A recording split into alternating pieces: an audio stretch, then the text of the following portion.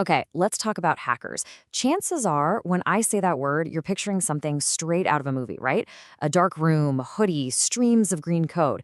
But you know what? That's mostly just Hollywood. So today, we're going to pull back the curtain and decode what it really means to be a hacker in the world of cybersecurity.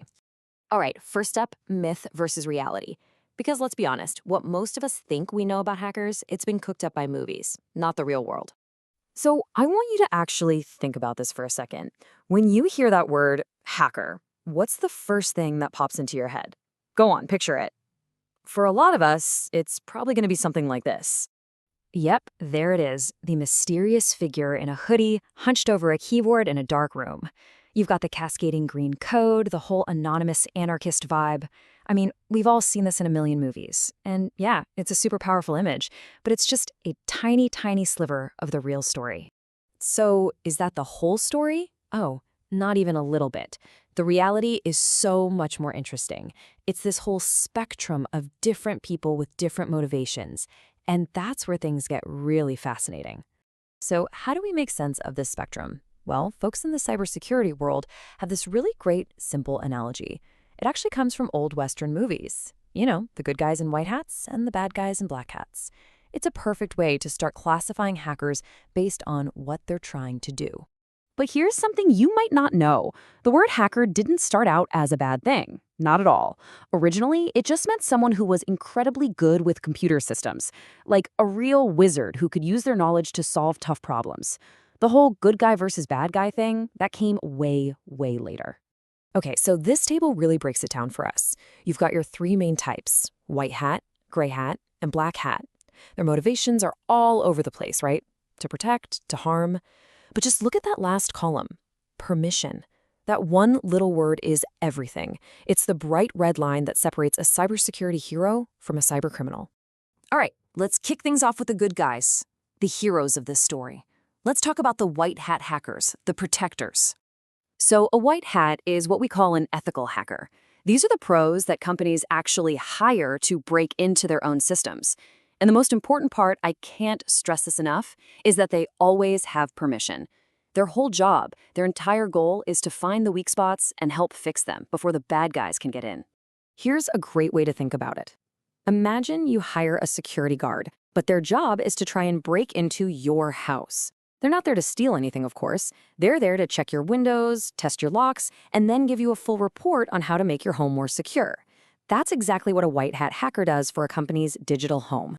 And yeah, to be super clear, this isn't some underground hobby. This is a legitimate, super important, and high-demand career. Think about it. Banks, hospitals, tech companies, you name it, they all rely on these ethical hackers to keep their data and, frankly, our data safe. Okay, so we've met the good guys. Now let's flip the coin and look at the other side, the black hats. These are the folks who are the reason the word hacker can sound so scary. A black hat is a cyber criminal, plain and simple. There's no gray area here.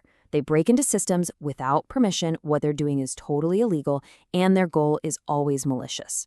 They're trying to steal money, grab secret data, or just cause chaos.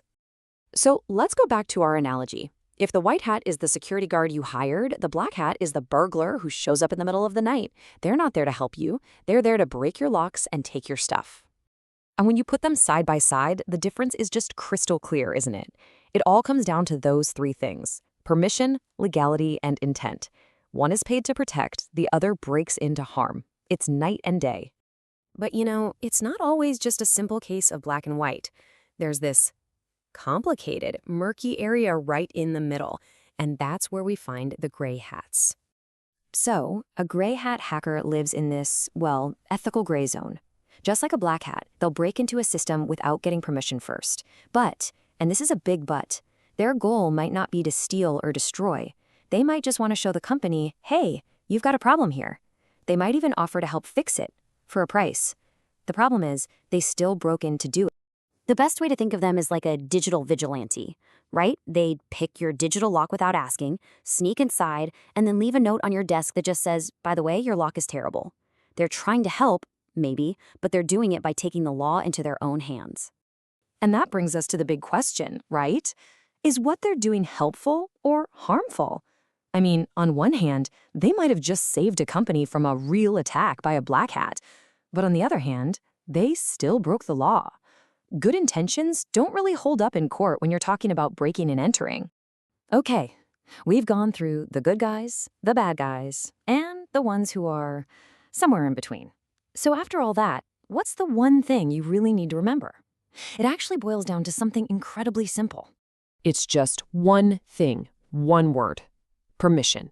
That is the bright, unbreakable line in the sand. If you have it, you're a cybersecurity professional doing your job. If you don't have it, you're a criminal. It really is that simple. You know, our entire digital world is built on locks. Locks that protect our money, our secrets, our identities. And at the end of the day, the skill to pick those locks, that's neutral. It's just a tool. What really matters, what defines whether you're a white hat or a black hat, isn't about how good you are at picking the lock. It's about whether or not you were given the key in the first place.